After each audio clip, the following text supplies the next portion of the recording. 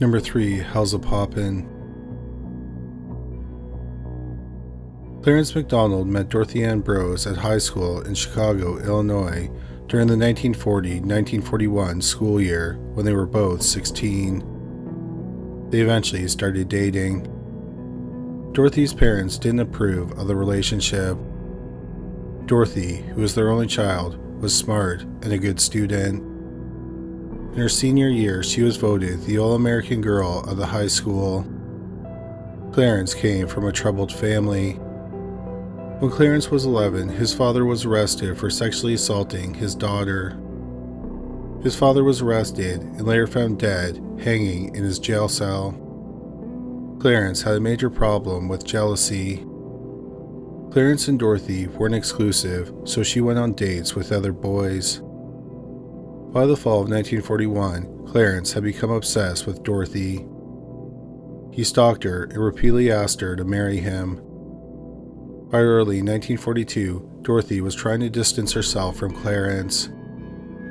However, when he invited her to a double feature on February 23, 1942, Dorothy agreed to go. They went to the Palace Theater in downtown Chicago and sat in the balcony. That afternoon, the two movies that were playing were the musical comedy Hellzapoppin and the film noir Sealed Lips. Hellzapoppin stars legendary comedic duo Ole Olson and Chick Johnson, better known as Olson and Johnson. The film is an adaptation of their incredibly popular Broadway show of the same name. The film is described as a fourth-wall-breaking musical comedy that follows vaudeville performers Olson and Johnson as they attempt to stage a chaotic and unconventional movie within a movie. The film is filled with absurd gags, surreal humor, and constant interruptions from characters aware they're in a movie, ultimately parodying Hollywood itself. Clarence and Dorothy watched the movie while eating candy, and then Sealed Lips began. During the first few minutes of the film, 17-year-old Clarence pulled 17-year-old Dorothy in for a kiss. With his other hand, he pulled out a pistol and held the barrel to her chest. As he kissed her, he shot her point blank in the heart. Although the bullet pierced Dorothy's heart, she jumped out of her seat and screamed for help. But she collapsed in the aisle. 17-year-old Dorothy Brose was pronounced dead at the scene. After shooting Dorothy, Clarence got out of his seat and calmly walked out of the theater. He ditched the gun in a garage. 17-year-old Clarence MacDonald was arrested hours later at his sister's home. In custody, Clarence confessed to the murder. He said he killed Dorothy because he didn't want anyone else to have her. 17-year-old Clarence MacDonald went to trial several months after the murder in May 1942. He was looking at the death penalty. Clarence's lawyer argued that Clarence was temporarily insane when he committed the murder. He said the madcap antics in the musical comedy Hellzapoppin wound him up so much that he killed Dorothy. He said the film was enough to drive anyone crazy. The judge agreed to watch the film to decide if it was evidence. After viewing the movie, the judge said that the film was insane and not funny. But the judge ruled that it was ultimately not suitable evidence for the jury to view, so it wasn't shown during the trial. 3 psychiatrists testified that Clarence had schizophrenia, while 3 argued he didn't have a mental illness. The prosecution also showed that Clarence had thought about killing Dorothy for a while. A week before the murder, he held a gun to her head in front of her friends and said he would kill her. No one had taken him seriously. At the time, the gun wasn't loaded. But 2 days before the murder, Clarence had purchased bullets. The prosecution said that purchasing the bullets showed that the murder was premeditated. The trial lasted 10 days. The jury found him guilty and sentenced him to life with a chance of parole. Clarence was happy with the sentence because he believed that one day he would be released from prison. He turned out to be right. He served 18 years and was paroled in March 1961 at age 35. Clarence MacDonald stayed out of the news after his release. If he is still alive today, he would be 99 years old. Number 2. Halloween 2. In the summer of 1982, 67-year-old Francis Harbitz and his 68-year-old wife, Eileen, lived in Fullerton, California. They were a quiet couple with 2 grown sons. On December 12, 1982, after not hearing from his parents for several days, their 42-year-old son, William Harbitz, went to their home to check on them. He found a gory scene and ran out of the home screaming. Francis had been stabbed 23 times and Eileen had been stabbed 20 times. There were no signs of a break-in or forced entry. However, the victims' wallets were missing. The police developed a suspect in the case based on a tip from William Harbitz, 25-year-old Richard Delmar Boyer. Boyer was an out-of-work handyman who was a friend of the family. The Harbitz had hired him to do odd jobs around their home. They had also loaned him money. William said that he hadn't heard from Boyer for several months. But in the week before the murders, Boyer had called him several times and hinted that he was having financial problems. The police brought Boyer in for an interview 2 days after the bodies were found.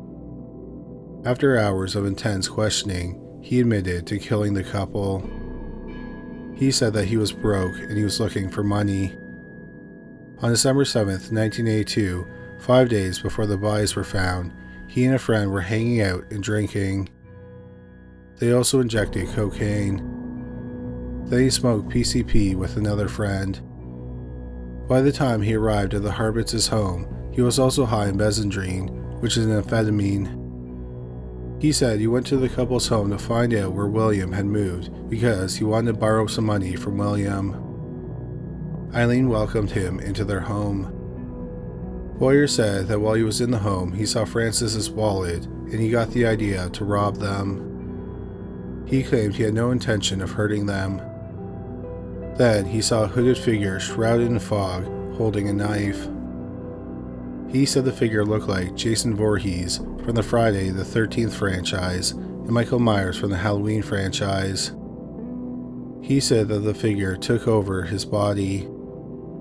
Boyer said that he often carried a knife with him. He claimed he was no longer in control of his body and he started stabbing Eileen, who screamed. Francis ran towards them and started hitting him with his cane. Boyer said that he then blacked out, and when he came to, the Harbitz were both dead. He grabbed their wallets, which contained about $40 total. He went out to the car where his friend was waiting. Boyer said on their drive, he threw the wallets out of the car.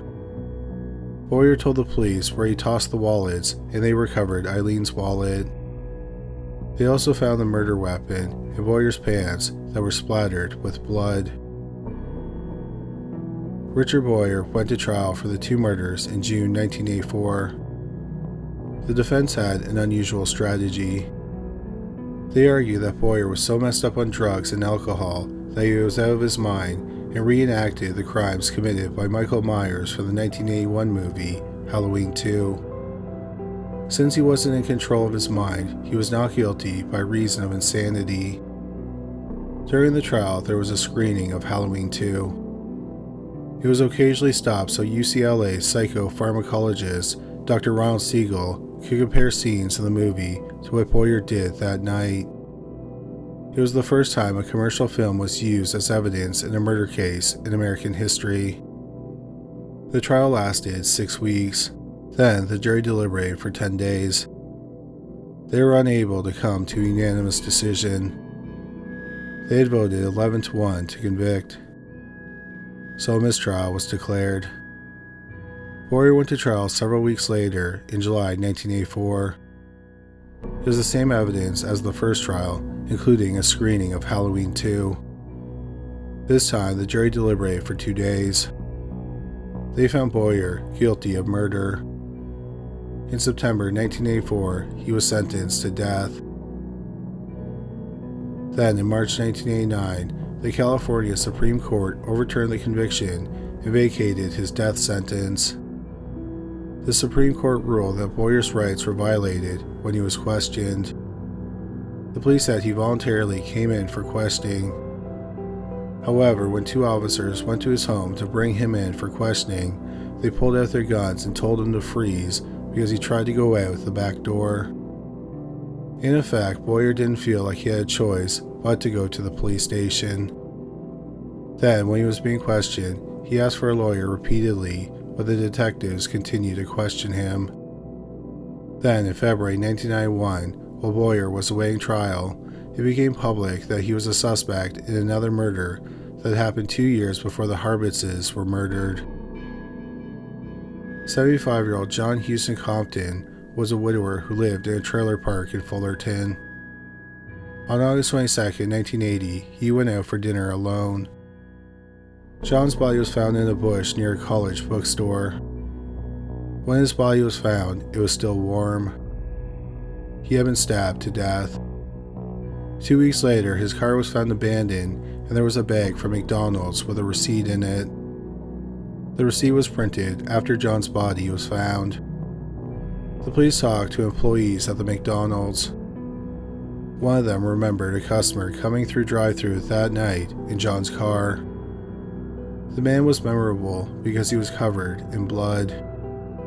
After Boyer was arrested for the murder of the Harbits 2 years later, the witness viewed a photo lineup.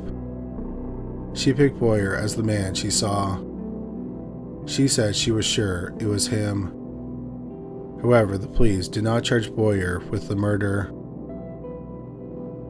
Richard Boyer went to trial for a third time for the murder of the Harbits in June 1992. After only 2 hours of jury deliberations, he was found guilty. At Boyer's sentencing hearing, even though he hadn't been charged or convicted of the murder of John Houston Compton, the prosecution alleged that he stabbed the 75-year-old widower and grandfather to death. The McDonald's employee who picked him out of the photo lineup testified that he was the man she saw in John's car that was covered in blood who came through the drive-thru that night. However, there was a major problem with her identification. In two physical lineups, one in 1980 and another in 1981, she picked two other men. Then there was a second photo lineup, and she chose another man, but then settled on Boyer. Then another person testified that Boyer came to his home covered in blood in August 1980. That person was William Harbits, the son of the murder victims, so he wasn't an impartial witness. Boyer was sentenced to death. His lawyers appealed over the testimony about the murder of John Houston Compton.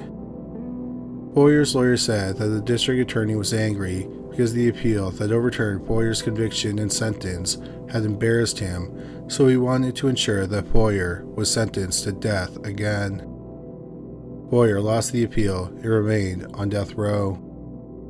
At the time of this recording, 67-year-old Richard Boyer is incarcerated at the California Healthcare Facility in Stockton, California.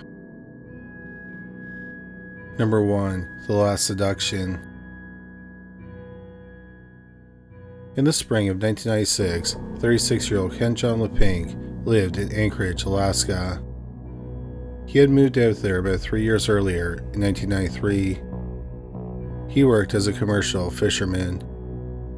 Ken was looking for a fresh start in Alaska. He had been caught stealing money from a family business in Michigan. Unfortunately, moving to Alaska was the worst choice he could have made. On May 2, 1996, the dead body of 36-year-old Kent LePink was found in a wooded area near Hope, Alaska. Hope is about an 88-mile drive from downtown Anchorage.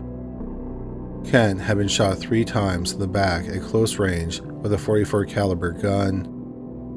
He had been dead anywhere from 6 to 48 hours. The police got 3 suspects from the victim himself. A day or possibly hours before Kent was murdered, on April 30th, he mailed a letter to his parents. With the letter was a sealed envelope. He wrote that the envelope should only be opened if something were to happen to him. After Kent was murdered, his parents opened the envelope and read the letter within. One line reads, quote, "Michelle, John, or Scott were probably the people or persons that probably killed me. Do me another favor. Make sure Michelle goes to jail for a long time," unquote. The people Kent was referring to in the letter were Michelle Hughes, John Carlin, and Scott Hilke. Kent, John, Scott, and Michelle had a complicated relationship. Michelle was born and raised in Louisiana, and then, in her late teens, she moved to New York City to work as a model. In 1994, the 22-year-old moved to Anchorage to work at a strip club. That's where she met the three men. Kent, John, and Scott all gave Michelle money and expensive gifts. She eventually became engaged to all three men and was engaged to them at the same time. The men were all aware, to some extent, of Michelle's relationships with the other men. Michelle lived with John and his teenage son.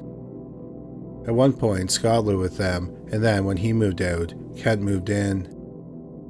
The police interviewed the trio. Scott Hilke had an airtight alibi. He was about 3,000 miles away in Lake Tahoe, California. Michelle had been with him, but she flew back the night before Kent's dead body was found. Since Kent had been dead for 6 to 48 hours when his body was found, she may have been in the area when he was shot. Michelle denied she was ever engaged to Kent. The police thought this was odd because Kent had told his family they were engaged. Days before Kent was murdered, his father was visiting and wanted to meet his future daughter-in-law. However, the meeting never happened. Kent's father returned home to Michigan shortly before his son was shot to death. Michelle told the police that Kent had $1 million life insurance policy on his life, and she was the beneficiary. She claimed she had been paying for the premium on the policy. The police investigated this and learned that Michelle had been the beneficiary.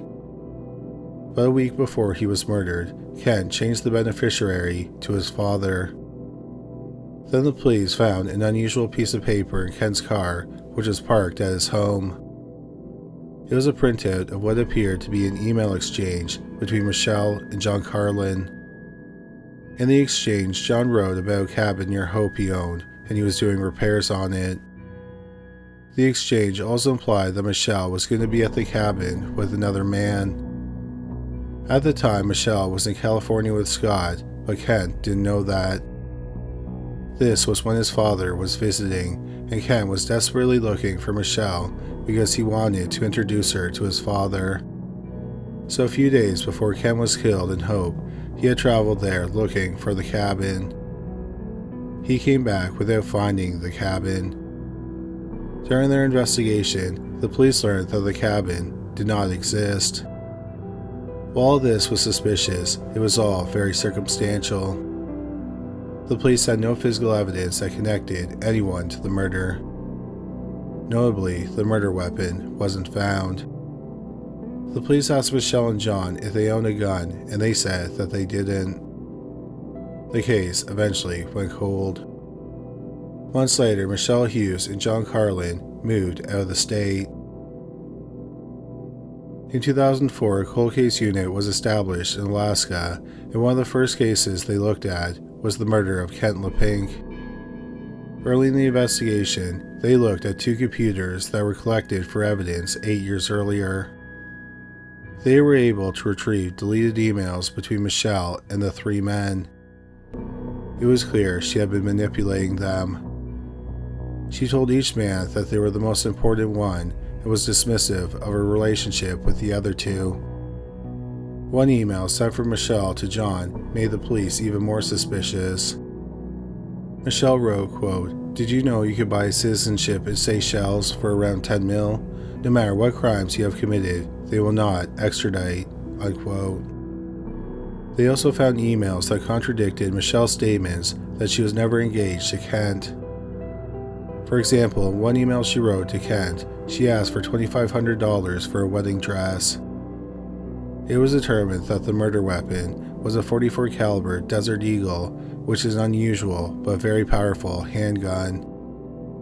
In 2005, cold case investigators talked to John Carlin's son, who was 17 and living with his father and Michelle at the time of the murder. He told the investigators that his father purchased a .44 caliber Desert Eagle from a seller in the classifieds. The cold case investigator found the classified ad and talked to the seller, who confirmed they sold a .44 caliber Desert Eagle to a man matching John's description. Also, a man who ran a gun range remembers seeing John at the range with the unusual handgun. John's son said he remembered the last time he saw the Desert Eagle. His father was washing it with bleach while Michelle watched him. In October 2006, Michelle and John were arrested at their homes. After leaving Alaska, John eventually settled in Elmer, New Jersey, and worked for the state's Department of Transportation. Michelle went to university and got a master's degree in public administration. In 1998, in New Orleans, Louisiana, she married Colin Linehan. They were married a day after he graduated from medical school. Michelle was pregnant not long after the wedding, and she gave birth to a daughter. In 2008, Michelle and her family were living in Olympia, Washington. Michelle had a job as an administrative assistant at the Washington State Executive Ethics Board. Michelle's arrest shocked her family, friends, and the community where she lived. She seemed like a typical suburban wife and mother. 50-year-old John Carlin went to trial first in March 2007. The prosecution alleged that Michelle was the mastermind of the murder and John was the trigger man. Michelle wanted the $1 million from Ken LePink's life insurance policy. She didn't know that a week before she had been removed as the beneficiary. John wanted Michelle for himself, and Kent was the obstacle to that. Just hours or a day before Kent was killed, he wrote a letter to his parents telling them that if something happened to him, that Michelle, Scott, or John were responsible. In late April 1996, Kent's father visited him in Anchorage and he was supposed to meet his future daughter-in-law. Unbeknownst to Kent, Michelle had gone to California to be with Scott Wilkie. This was her alibi for the time of the murder. John left the email exchange between him and Michelle, where they talked about the fictitious cabin in Hope for Kent to find. When Kent found the email exchange, he went to Hope looking for the cabin, but he didn't find it because it didn't exist. When they returned to Anchorage, Kent and John must have talked about the cabin. John then offered to take him to the cabin, and he drove Kent to the wooded area in Hope. As they were walking to the fictitious cabin, John shot him 3 times in the back. Before Kent was killed, he sensed he was in danger. Just hours or a day before he was killed, he wrote the letter to his parents telling him that if something happened to him, then Michelle and John were probably responsible. The prosecution argued that there was no physical evidence and the entire case was circumstantial. There was no DNA, fingerprints, and the murder weapon had never been found. The trial lasted for several weeks and the jury deliberated for 4 days. John Carlin was found guilty of murder. 34-year-old Michelle Linehan went to trial in October 2007. All the same evidence from John Carlin's case was used. However, there was one witness who testified at Michelle's trial that didn't testify at John's trial. That was Laura Apatosis, who was one of Michelle's friends from the time of the murder. Laura had kept a diary, and in it she kept track of the movies she watched and who she watched them with. She wrote that she watched the 1994 film The Last Seduction with Michelle. In the neo-noir erotic thriller, the femme fatale, Bridget Gregory, played by Linda Florentino, steals $700,000 from her husband and flees. She later tries to manipulate her boyfriend into killing her husband so she can keep the money. Laura claimed that was Michelle's favorite movie. Laura testified that Michelle, quote, told me that the character was her heroine and that she wanted to be just like her, unquote. Laura said she remembered Michelle saying it was her favorite movie and she loved the main character, but she didn't write that down in her diary. The prosecution wanted to show The Last Seduction to the jury because they argued that's where Michelle got the idea for the murder. However, the judge didn't allow the film to be screened. The trial lasted 6 weeks, and then the jury deliberated over 2 days. Michelle Linehan was found guilty. Both John Carlin and Michelle Linehan were sentenced to 99 years of prison. They both would have been eligible for parole in 33 years, so John would have been 83 and Michelle would have been 68. Their lawyers appealed the verdicts. On October 27, 2008, 51-year-old John Carlin was beaten to death in prison by another inmate or a group of inmates. No one was ever charged with his murder. Although he died, John Carlin's family continued to appeal his conviction. On February 5, 2010, Michelle's conviction was overturned for 2 reasons. The first problem was Ken's letter to his parents, which said if he was killed, then it was probably Michelle, John, and Scott who murdered him. The Alaska Supreme Court ruled it was hearsay evidence. Secondly, the testimony about the movie The Last Seduction should not have been allowed. The court ruled that someone's preference in movies or fictional characters is not evidence that they are a murderer. After serving nearly 2 years and 7 months of prison, Michelle Linehan was released on bond. In December 2011, the charges against Michelle were dismissed because the indictment was issued based on evidence that was no longer admissible. That meant if they wanted to retry Michelle, the prosecution would have to present the evidence, not including Kent's letter, to the grand jury again and get a new indictment. Ultimately, in August 2012, the district attorney announced that they would not be seeking re-indictment against Michelle Linehan. In January 2015, the Alaska Supreme Court overturned John Carlin's conviction because of Kent's letter. So the murder of 36-year-old Kent LePink is officially unsolved. Thank you so much for watching today's video. If you enjoyed it, we'd really appreciate it if you subscribed. Also, don't forget to watch our shorts on YouTube, Instagram, and TikTok. Once again, thank you for watching.